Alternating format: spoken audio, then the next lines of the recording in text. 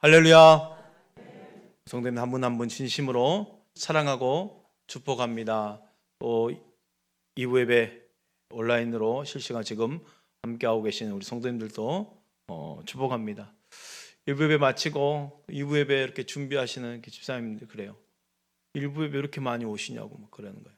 여러분 1부 예배도 지금 많이들 참석하시면서 예배를 드리고 계셔요. 그래서 많이 한 자리에 있지를 못하지만 항상 기억하셔서 뭐 성도의 교제가 있는 그런 곳곳의 시간에 동참하시면 서로의 안부도 알 수 있고 은혜가 될 것입니다. 이제 거리두기도 많이 해제되고 있는 과정에 있지만 우리 교회는 단계적으로 차근차근 확장할 테니까 너무 무리하지 마시고 또 1, 2부가 잘 또 구분돼서 예배를 드려주고 있고 마스크는 여전히 이렇게 착용하시는 거니까 어떤 분들은 그래요. 해제되더라도 저는 마스크는 계속 쓰고 다닐래요. 자기는 마스크 쓰는 모습이 너무 예쁘다고. 마스크 모습이 예쁘대요. 그래서 안 벗겠대요. 처음에 불편했지 하다 보니까 다 적응이 돼서 또 다 그냥 견딜만 하더라고요. 성가대도 이렇게 모처럼 이렇게 한 자리에 모여서 찬양을 하시는데 지금 마스크 쓰고도 이 정도인데 벗으면 얼마나 잘하겠어요. 그렇죠? 하나님의 은혜입니다. 우리 옆 사람, 앞뒤 사람 한번 이렇게 인사할까요? 주님 부활하셨습니다. 아멘. 부활주일로 함께하고 있네요. 부활은요 변증이나 설득이 아닙니다. 그래서 어떤 분들은 예수님 부활하셨다면 그 부활의 증거를 한번 대봐라. 어떻게 죽었다 살아나냐 사람이 증거를 대봐라 라고 물어보기도 해요. 그런 분들에게 과학적으로 증거를 댔다고 해서 믿겠습니까? 증거를 요구하는 것 자체가 믿지 않겠다고 지금 다짐하고 있는 분들인데요. 근데 지금 부활은요 이미 이 세상에는 물증은 남아있지 않습니다. 대신에 물증보다 더 확실한 증거가 있으니 바로 부활을 직접 목격한 증인들입니다. 부활의 증인들이 너무 많다는 거예요. 가장 먼저는 막달라 마리아와 함께했던 3명의 여인들, 그리고 엠마오로 가는 2명의 제자들에게 나타내 보이셨고 11 제자에게 나타내 보이셨고 도마에게는 만진 바 되셨고 그 이외에 500여 형제들에게 일시에 보이셨어요. 아까 우리 장로님 기도처럼 보는 자리에서 하늘로 승천하신 다시 오시겠다고 말씀하신 그 목격을 다 했단 말이죠. 부활의 증인들, 직접 목격한 증인들입니다. 고린도전서 15장 4절 6절 말씀에 말씀하고 있습니다. 장사 지낸 바 되셨다가 성경대로 사흘 만에 다시 살아나사 게바에게 보이시고 후에 12 제자에게와 그 후에 500여 형제에게 일시에 보이셨나니 그 중에 지금까지 대다수는 살아있고 어떤 사람은 잠들었으며. 부활하시고 승천하시기까지 40일 동안 주님은 부활의 그 몸을 친히 나타내 보이셨습니다. 왜 그럴까요? 바로 증인 삼기 위해서예요. 사도행전 1장 3절 말씀 볼까요? 그가 고난 받으신 후에 또한 그들에게 확실한 많은 증거로 친히 살아계심을 나타내사 40일 동안 그들에게 보이시며 하나님 나라의 일을 말씀하시니라. 40일 동안 부활의 증인 삼기 위해서 지금 나타내 보이셨다는 거죠. 사도행전 1장 8절 9절 이렇게 말하고 있습니다. 오직 성령이 너에게 임하시면 너희가 권능을 받고 예루살렘과 온 유대와 사마리아와 땅끝까지 이르러 내 증인이 되리라. 이 말씀은 부활하신 후 곧 하늘에 승천하시기 전에 했던 말씀이에요. 내 증인이 되리라. 부활을 목격한 너희들은 내 증인이 될 거야. 9절 말씀, 이 말씀을 마치시고 그들이 보는데 올려져 가시니 구름이 그를 가리어 보이지 않게 하더라 그랬습니다. 많은 사람들이 보는 자리에서 하늘로 승천하셨다는 것이죠. 아마 추정하기는 예수님의 부활을 목격한 사람들을 추정하기는 마리아와 3명의 여인들, 또 2 제자들, 11명의 제자들, 또 500의 형제들이 일시 보이셨다고 했으니 대략 수를 헤아리지 않은 여인들까지 합치면 목격자들이 정말 많았겠죠. 이런 생각을 해봐요. 만약 부활의 주님이 그 승천하신 모습을 사람들이 보질 못했다면 어떻게 됐을까? 아마도 지금도 주님이 여기 계시네 저기 계시네 온갖 가짜 뉴스로 사람들을 현혹하고 온갖 이상한 거짓 소문들이 온 천지에 나돌아 다닐 거예요. 그러니 주님은 목격하신 그 자리에서 부활의 모습을 보이시고 40일 후에 하늘로 승천하신 거예요. 보는 자리에서. 그리고 다시 오시겠다. 이 모습 이대로. 사랑하는 성도 여러분, 예수님의 부활은 물증이 필요 없습니다. 물증보다 더 확실한 증인들이 있습니다. 그 증인들에 의해서 증거되고 또 증거를 받은 자들이 증인되어서 증거되고 증거되어서 지금을 살고 있는 우리에게까지 들려온 것입니다. 이렇게 부활이 확실할진데, 그러므로 이 부활, 예수님의 부활은 선포이자 기쁨 그 자체임을 믿으시길 바랍니다. 우리에게 부활의 소식은 기쁨 그 자체요 능력의 온천입니다. 우리 삶의 모든 회복과 기쁨과 능력은 항상 십자가에서 시작하고 부활에서 마친다 해도 과언이 아니에요. 예수님이 그 영광스러운 부활이기까지 십자가의 고통과 하나님과 단절, 그 육신의 죽음이 있었어요. 부활은 죽음이 있어야 돼요. 그 죽음의 고난, 고통이 있어야 부활이 영광이 되는 것 아니겠습니까? 죽음 없이는 부활이 없습니다. 우리에게도 마찬가지입니다. 부활의 그 영광, 부활 생명을 누리기 위해서 예수님의 죽음이 내 죽음으로 체험하지 못하는 분들에게는 부활의 영광을 누릴 수 없는 거예요. 우리는 지난 한 주간, 고난주간 특별 새벽 기도 가운데 하늘의 밀이 되어서 죽기까지 순종하시고 섬기셨던 예수님을 묵상했어요. 그 주님의 모습을 본받고자 살고자 했던 사도 바울도 자신에게 닥친 그 고난과 많은 배척을 받았을 때 그 고난과 배척 앞에서 매우 당연하게 그 핍박을 받아들였다는 거죠. 왜 그랬을까요? 그 너머에 예수의 생명이 있음을 알았기 때문에. 우리 바울의 고백을 볼까요? 고린도후서 4장 10절 말씀입니다. 우리가 항상 예수의 죽음을 몸에 짊어짐은 예수의 생명이 또한 우리 몸에 나타나게 하려 함이라. 예수의 죽음을 몸에 짊어짐은 그랬어요. 그 고난, 그 십자가의 죽음을 그대로 나의 죽음, 나의 고난으로 받아들인 거예요. 왜 그랬을까요? 그 너머에 생명의 역사, 부활의 소망이 있음을 알았기 때문에요.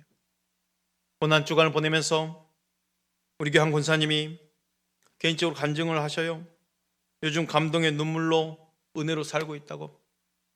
예전에 그 고난이 있었기에 지금이 너무 큰 은혜고 이제 오히려 다른 분들을 진정으로 위로해 줄 수 있더라고요.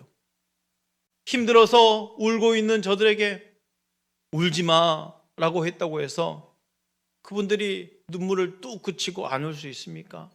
아니죠. 수고와 슬픔뿐인 인생을 경험해 봤기에 그 마음을 위로해 줄 수 있는 거예요. 알기에 만져줄 수 있는 것 아니겠어요? 사실 우리네 삶이 힘들 때가 더 많잖아요.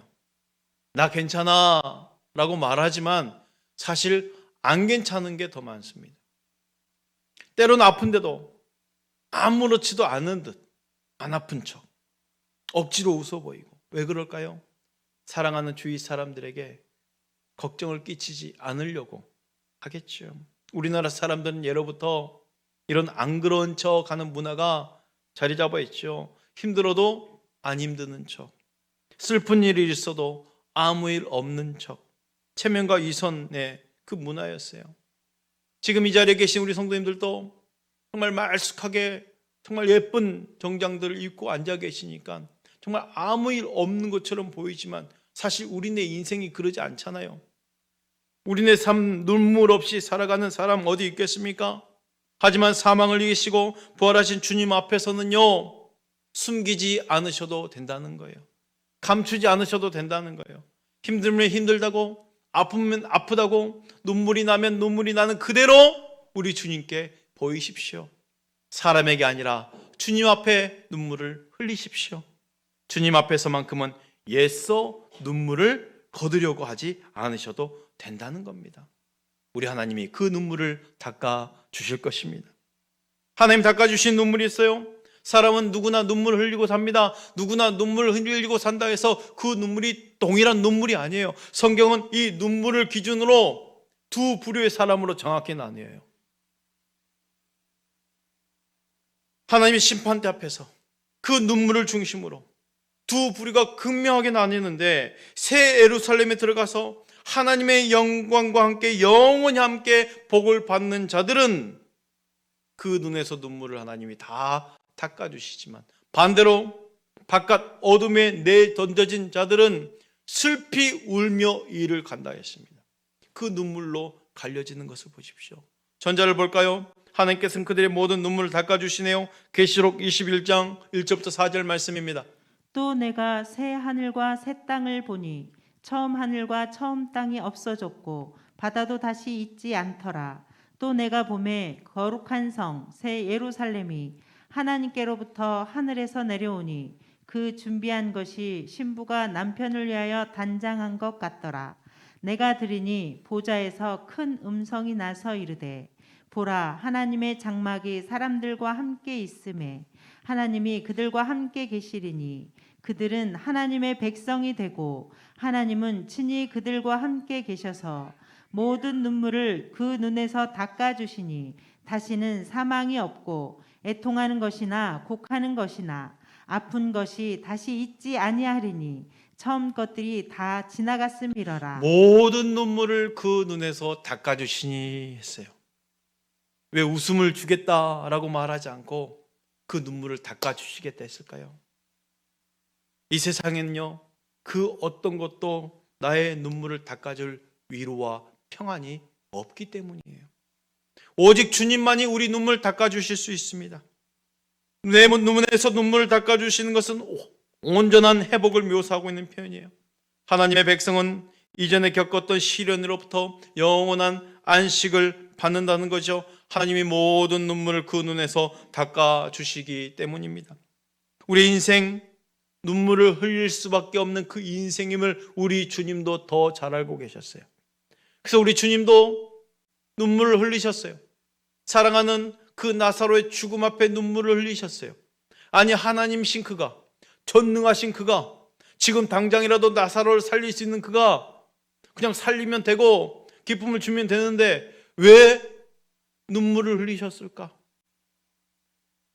죄의 결과로 찾아올 수밖에 없는 질병, 고통과 그 죽음에 대해서 아파할 수밖에 없는 우리를 보시면서 그 죄의 결과의 현상을 보면서 울부짖고 계시는 거예요. 그러나 그 주님은 그 눈물도 거두실 수 있는 분이신 것이요. 두 부류 갈때 그랬습니다. 반면에 바깥 어둠에 내던져진 자들은 슬피 울며 이를 갈게 된다는 것이죠. 마태복음 22장 13절 말씀입니다. 임금이 사람들에게 말하되 그 손발을 묶어 바깥 어두운 데에 내던지라. 거기서 슬피 울며 이를 갈게 되리라 하니라. 24장 51절 말씀드렸습니다. 어미 때리고 외식하는 자가 받는 벌에 처하리니 거기서 슬피 울며 이를 갈리라. 25장 30절 말씀 볼까요? 이 무익한 종을 바깥 어두운 데로 내쫓으라. 거기서 슬피 울며 이를 갈리라 하니라. 내쫓긴 자들은 슬피 울며 이를 간다 했어요. 하나님이 닦아줄 눈물이 없는 자들, 그러니까 하나님이 닦으실 눈물이 없이 사는 자들에게는 영원히 슬피 울 거라는 거지요. 슬피 울며 이를 갈고 있으니 누군가 닦아줄 리 없는 그 눈물은 분노와 고통만 만들어낼 뿐입니다. 동생 야곱에게 속아서 장자의 명분을 빼앗겼을 때 에서의 눈물이 그러했습니다. 장자의 권세를 다 빼앗긴 그가 아버지에게, 아버지 내게도 축복해 주세요, 축복할 내용이 그것뿐입니까? 하면서 하소연했을 때에 그는 소리 높여 울었다고 했습니다. 창세기 27장 38절 말씀, 에서가 아버지에게 이르되 내 아버지여, 아버지가 빌 복이 이 하나뿐이니까 내 아버지여 내게 축복하소서, 내게도 그리하소서 하고 소리 높여 우니, 소리 높여 우니, 이 소리 높여 우니는 그 눈물을 닦아줄 사람이 없는 거예요. 그냥 분노만 남아 있는 눈물입니다. 사랑하는 성도 여러분, 이런 눈물이 아니라 하나님이 닦아주실 눈물을 흘리시길 바랍니다. 하나님이 닦아주실 눈물이 있어요. 그 눈물을 흘리며 그 눈물을 뿌려야 되는 거죠. 그러니 눈물을 흘리며 씨를 뿌리는 자는 기쁨으로 거둔다. 시편 말씀에 고백하고 있네요. 시편 126편 5절 6절 말씀을 가요. 눈물을 흘리며 씨를 뿌리는 자는 기쁨으로 거두리로다. 울며 씨를 뿌리러 나가는 자는 정녕 기쁨으로 그 단을 가지고 돌아오리라. 사랑하는 성도 여러분, 우리 주님이 닦아주실 눈물을 흘리시길 바랍니다. 주님이 닦아주실 눈물은 얼마든지 흘려도 됩니다. 예수도 눈물을 감추지 않아도 됩니다. 내가 그 눈물을 걷어들이려 노력하지 않아도 됩니다. 그 눈물은 주님이 닦으실 것입니다. 그러므로 눈물로 기도하십시오. 우리가 사랑하는 가족을 위해서 눈물을 흘리며 씨를 뿌리고, 내가 사랑하는 교회를 위해서 눈물을 흘리며 씨를 뿌리며, 우리가 사랑하는 이 나라 민족을 위해서 함께 눈물 흘리며 씨를 뿌리는 거예요. 그 눈물의 기도는 머지않는 날 기쁨으로 열매를 거두게 되어 있습니다. 하나님은 우리의 눈물의 기도를 분명히 보고 계시기 때문입니다. 이사야 38장 5절 말씀이 이렇습니다. 내가 내 기도를 들었고 내 눈물을 보았노라. 히스기야의 그 기도 가운데 말씀하시기를 내가 내 기도를 들었고 내 눈물을 보았노라. 하나님 우리의 눈물의 기도를 반드시 보고 계신다는 거예요.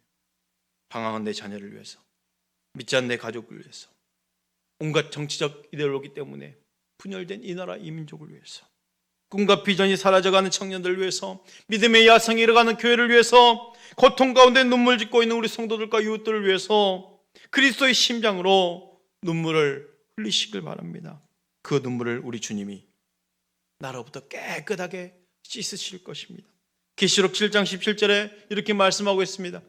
이는 보좌 가운데 계신 어린 양이 그들의 목자가 되사 생명수 샘으로 인도하시고 하나님께서 그들의 눈에서 모든 눈물을 씻어 주실 것임이라. 어린 양이 목자가 되사 인도하셔서 그 눈의 눈물을 씻어 주시는데 어디서 씻어 주신다 했습니까? 생명수 샘으로 이끄셔서 그 생명수 샘에서 쓰시신다는 거예요.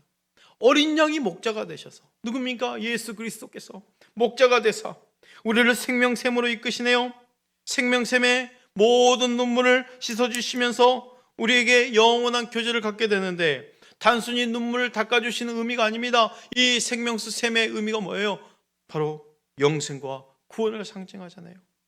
그러므로 모든 눈물의 근원을 다 제거하시고 완전한 기쁨을 주시오, 완전한 평안을 주시고 완전한 영광을 주시고 충만한 생명만이 남게 된다는 것이에요. 주님이 닦아주실 눈물이 바로 이렇습니다. 그러므로 눈물은 흘리되 주님이 닦아주실 눈물을 흘리시는 거예요. 사랑하는 성도 여러분, 주님을 사랑하는 그 사랑 가득 담아 우리는 눈물을 흘릴 때 그 눈물 우리 주님이 닦아주시며 그 눈물 위에 주님이 주시는 놀라운 기쁨과 평안이 있다는 것을 믿으시길 바랍니다. 오늘 본문의 마리아의 눈물이 곧 우리 주님이 닦아주실 눈물이었습니다. 그 눈물 이후에는 놀라운 기쁨과 평안이 있었어요. 마리아 눈물을 보십시오. 마리아가 안식 후 첫날 아직 어두울 때 예수님의 무덤을 찾아간 것, 두 번째 찾아가 그곳에 남아서 계속 울면서 어두운 그 무덤 안을 들여다보는 것, 부활하신 주님을 만나면서 주님을 붙들고 놓지 않겠다라고 그 붙들어 매는 그 모습들, 얼마나 이 여인이 예수님을 사랑했는가를 지금 볼 수 있는 장면이죠. 예수님의 무덤 앞에서 마리아는 흐르는 눈물을 멈출 수가 없었어요. 요한복음 20장 11절 말씀 볼까요? 마리아는 무덤 밖에 서서 울고 있더니 울면서 구부려 무덤 안을 들여다보니. 그곳에서 마리아가 할 수 있는 것은 우는 것뿐입니다. 울다라는 이 표현이 많이 있죠. 여기서 지금 마리아가 울었다라고 표현하는 이 헬라어 그 뜻은 우리가 알고 있는 그 눈물의 여러 가지 중에 한 가지인데요. 우리가 울다라고 표현할 때도 여러 가지 의미가 담겨 있잖아요. 그냥 조용히 소리 없이 속으로 울다, 아니면 그 흐르는 눈물 주체할 수 없다, 통곡하며 울다, 막 부르지 울다, 여러 가지 눈물의 표현이 있어요. 이 눈물 가운데 감동의 눈물도 있고 잔잔한 눈물도 있고 애통한 눈물도 있지만, 여기에 기록된 울다라는 이 단어의 뜻은 뭐냐면 단순히 울먹거리거나 소리 없이 흐느낀 눈물이 아닙니다. 땅을 치면서 소리내어 통곡하는 것입니다. 간장이 녹듯이 애곡하는 뜻입니다. 예수님의 그 열린 무덤 앞에서 막달라 마리아는 땅을 치며 통곡하고 애곡했어요. 왜 이렇게 슬피 울며 그 목 놓아 울고 있을까요? 이유는 단 한 가지입니다. 그녀가 구세주로 믿고 사랑했던 주님의 시신이 없어졌기 때문에. 13절 말씀 볼까요? 천사들이 이르되 여자여 어찌하여 우느냐 이르되 사람들이 내 주님을 옮겨다가 어디 두었는지 내가 알지 못함이니이다. 주님의 시신이 없어요. 그래서 통곡하며 우는 거예요. 그럼 만약 십자가에 죽으신 주님이 3일 만에 부활하지 않으시고 여전히 그 무덤을 열었을 때 그 시신이 썩어진 채로 그대로 있었다면 어떻게 됐을까요? 그랬다면 마리아는 이렇게까지 울부짖지 않았을 거예요. 아마 계획했던 대로 가지고 간 향품을 예수의 몸에 정성스럽게 바르고 잠시 슬픔의 눈물은 흘릴 수 있었겠지만 지금처럼 통곡하며 울지 않았겠지요. 통곡하지 않는 대신 그녀에게는 영원한 소망도 없으며 영원한 생명도 없으며 영원한 구원도 없을 것입니다. 왜요? 예수님이 여전히 무덤 속에서 시체로 누워 썩어 가신다 한다면 결코 예수님은 길이요 진리가 생명이 될 수 없다는 것이죠. 한 주석가가 이 본문을 해석하면서 이렇게 말했어요. 막달라 마리아가 예수님의 시신이 없어진 까닭에 울었으나 만약 그날 예수님의 시신이 무덤 속에 있었더라면 그녀와 우리는 영원토록 울었을 것이다 라고 했어요.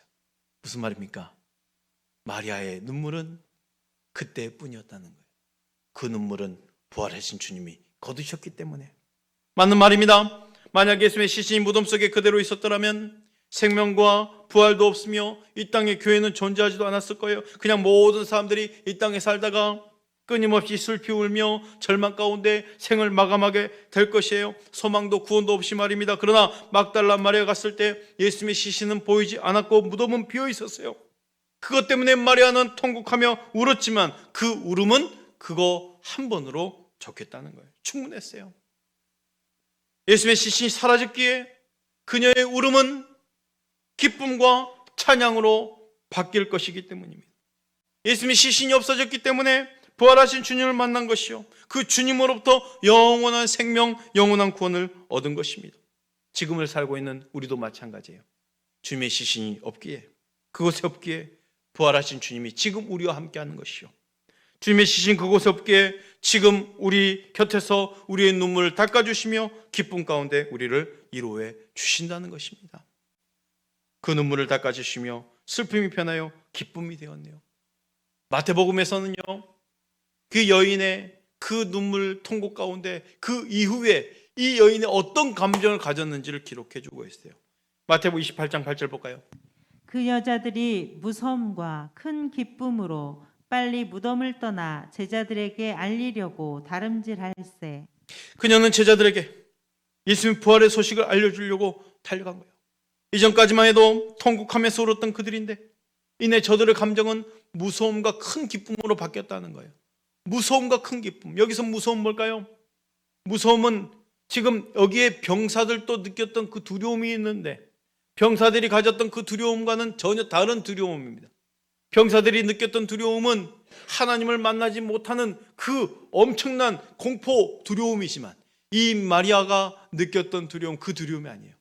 이 세상에서 맛보지 못한 그 부활의 경이로운 세계를 경험한 가운데 하나님의 그 경외함 속에서 가지는 그 두려움이에요.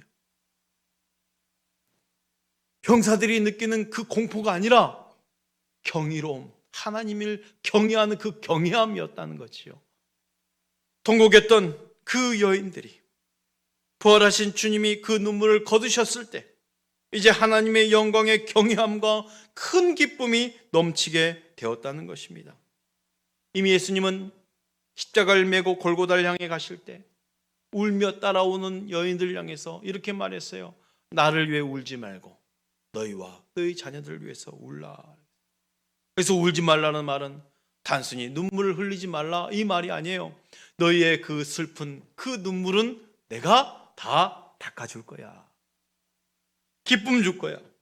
너희 인생에 희망을 줄 거야. 그 말입니다. 예수님 하신 말씀은 단순한 위로의 말이 아니에요. 예수님 하신 말씀은 빈말이 아니었어요. 예수님 말씀대로 여인들의 눈물이 변하여 기쁨이 되었습니다. 슬픔이 변하여 춤이 되게 하셨습니다. 예수님은 흐르는 눈물만 닦아주시는 것이 아니라 눈물 흘릴 근원을 다 없애주신 것입니다. 부활의 주님을 만난 모든 자들에게 기쁨이 있음을 믿으시길 바랍니다. 그 기쁨은 제자들도 동일한 느꼈던 기쁨이었어요. 20절 말씀, 이 말씀하시고 손과 옆구리를 보이시니 제자들이 주를 보고 기뻐하더라. 사랑하는 성도 여러분, 수고와 슬픔뿐인 인생입니다. 예수 눈물을 거두려 하지 마십시오. 아프면 아프다고, 힘들면 힘들다고, 사람에게 아니라 우리 주님에게 말하십시오. 내 눈물 내가 애써 거두지 않아도 되고, 사람의 말로 위로받을 수 있는 눈물도 아닙니다. 오직 주님만이 내 눈물을 닦으실 수 있습니다. 우리 주님은 죄와 사망을 깨뜨리고 부활하셨어요. 주님이 닦으실 눈물은 마음껏 흘리시길 바랍니다. 눈물로 씨앗을 뿌리십시오. 눈물을 흘리며 씨를 뿌린 자는 기쁨으로 거둘 것이요 모든 눈물을 내 눈에서 닦아주시니 부활하신 주님으로 말미암아 슬픔이 변하여 큰 기쁨이 넘칠 것입니다. 오늘도 부활 소망 충만하게 누리며 증인된 삶을 살아가시길 축복합니다. 기도하겠습니다.